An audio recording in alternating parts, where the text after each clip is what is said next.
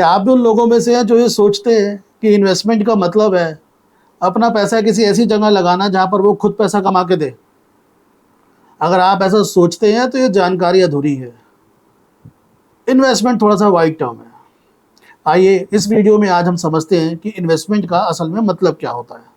नमस्कार, मैं हूं प्रशांत और आज आपके साथ मैं डिस्कस करने वाला हूं कि इन्वेस्टमेंट का मतलब क्या होता है। अपने एक दोस्त के बारे में बात करता हूं। कुछ दिनों पहले मुलाकात हुई, बाहर से आया था, तो मैंने पूछा, भाई पैसा आजकल कहाँ लगा रहे हो, कहाँ इन्वेस्ट कर रहे हो? तो मुझसे कहता, यार मैंने अपना सारा पैसा एफडी में लगा रखा है। मैंने कहा, और एफडी के अलावा? कहता है, एफडी के अलावा मेरा पैसा कुछ इन्वेस्टमेंट प्लान्स के अंदर पड़ा हुआ है, जहाँ पर मुझे 5 साल 7 साल पैसा देना है और 10वें साल या 12वें साल में पैसा आ जाएगा। मैं कहा, वेरी गुड। और ये पैसा तूने क्यों लगा रखा है? कहता है, यार मेरे पास ना एक्यूमुलेट होके रिटर्न के साथ पैसा आ जाएगा। मैं कहा, वेरी गुड। अब मेरा अगला सवाल ये था कि तूने एफडी में जो पैसा लगाया है उससे तेरे को क्या रिटर्न मिल रहा है? कह रहा, आ जाता है 7 से 7.5%। मैंने कहा, यार तो एक बात बता, तूने पैसा एफडी में लगाया क्यों? कहता है, यार कहीं तो इन्वेस्ट करना था इसलिए मैंने एफडी में लगा दिया। हमारे यहाँ हिंदुस्तान में बहुत से लोग अपना पैसा इसी तरह से एफडीज और इन्वेस्टमेंट प्लान्स में लगाते आ रहे हैं। गलत नहीं है, बिल्कुल सही है, लेकिन इसको समझना जरूरी है कि ये इन्वेस्टमेंट क्या असल में इन्वेस्टमेंट है। अगर आपको कोई भी इंस्ट्रूमेंट 7 साढ़े 7% का रिटर्न दे रहा है तो क्या उसे इन्वेस्टमेंट कहा जाना ठीक है? एग्जाम्पल लेता हूं। सपोज कीजिए आज आपने 1000 रुपये कमाए और वो 1000 रुपये आप आगे इन्वेस्ट करना चाहते हैं। आप वो पैसा ले जा करके अगर इन्वेस्ट करेंगे तो आपने सोचा कि मैं पैसा अपना एफडी में लगा देता हूं। अब एफडी में क्या रेट ऑफ इंटरेस्ट है? सपोजिंगली एफडी का रेट ऑफ इंटरेस्ट है 8%। आपने कहा, यार मैंने 1000 रुपया अपना एफडी में लगा दिया। अब वो 1000 रुपया अगर 8% के रिटर्न के साथ आपको मिलता है तो 1 साल के बाद आपको रकम मिलेगी 1080 रुपये। यू आर वेरी हैप्पी कि बॉस मैंने तो एफडी में पैसा लगाया है, मेरा 1000 रुपया बढ़ के 1080 हो गया है। अब देखते हैं कि रियलिटी में क्या हुआ है। अगर आप आज उस पैसे को इन्वेस्ट ना करते और आप उस 1000 रुपये से कुछ खरीदने जाते, सपोजिंगली आप एक एप्पल खरीदने जाते, अगर आप आज एप्पल खरीदने जाते तो आपको 1 किलो सेब मिलता 1000 रुपये के अंदर। लेकिन आपने वो नहीं किया। आपने क्या करा? वो पैसा इन्वेस्ट करा जहां पर वो 1000 से बढ़ के 1080 हो रहा है। अगर वो पैसा मैं आज सेब खरीदने में लगाता तो 1000 रुपये में 1 किलो सेब आते। अब मानिए कि इन्फ्लेशन का रेट, महंगाई की दर हमारे यहाँ 9% है। फूड इन्फ्लेशन की बात करते हैं तो ये जो 1 किलो सेब आप आज 1000 रुपये में ले रहे थे, वो 1 किलो सेब आपको 1 साल के बाद 1090 रुपये में मिलेंगे। अब 1 साल बाद का सिनेरियो क्या है? आपने आज अपने 1000 रुपये एफडी में लगा दिए, ये एफडी की कीमत बढ़ के 1080 हो गई और ये 1080 रुपये आपने आज विड्रॉ करे और आप 1080 लेकर के मार्केट गए सेब लेने के लिए। आपको क्या मिलेगा? क्या 1 किलो सेब मिलेंगे? आप ये मत कहना कि मोल भाव कर लेंगे। असल में देखें तो मेरे पैसे की जो बाइंग पावर है वो कम हो गई है। इससे बेहतर था मैं इन्वेस्ट करता ही ना, मैं 1000 रुपये के उसी टाइम एप्पल ले लेता। यानी कि इन्वेस्टमेंट को आप सिर्फ आरओआई से कंपेयर नहीं कर सकते, आपको उसे इन्फ्लेशन के साथ भी कंपेयर करना पड़ता है।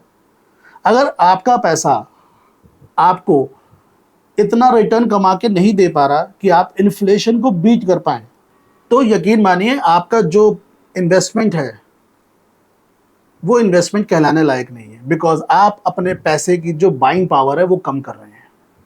अपना पैसा आपको ऐसी जगह लगाना चाहिए जहां पर आप इन्फ्लेशन को तो मीट करे ही करे, ओवर एंड अबव इन्फ्लेशन कुछ पैसा बचाएं, सो दैट 1 साल बाद आपके पास जब रकम आए तो आप वही चीज़ जो 1 साल पहले खरीदना चाहते थे, जैसे हमारे एग्जाम्पल में सेब जो आज बढ़कर 1090 के हो गए, आप अपना पैसा वहां लगाइए जहां 1000 रुपये बढ़ के 1200 रुपये बने, सो दैट आप 1080 का एप्पल खरीद लें और 12 रुपये आपके पास एडिशनल बचे।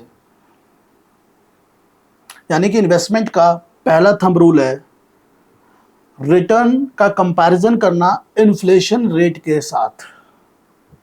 अब आप कहेंगे सर इसका मतलब एफडी में पैसा लगाना तो बिल्कुल गलत है, लगाना ही नहीं चाहिए। नहीं, मैंने ऐसा नहीं कहा, लेकिन एफडी में जो पैसा लगाना चाहिए उसके अपने रूल्स हैं। एफडी का पैसा सबसे लिक्विड पैसा होता है, वो कंटिजेंसी फंड के तौर पे काम करता है।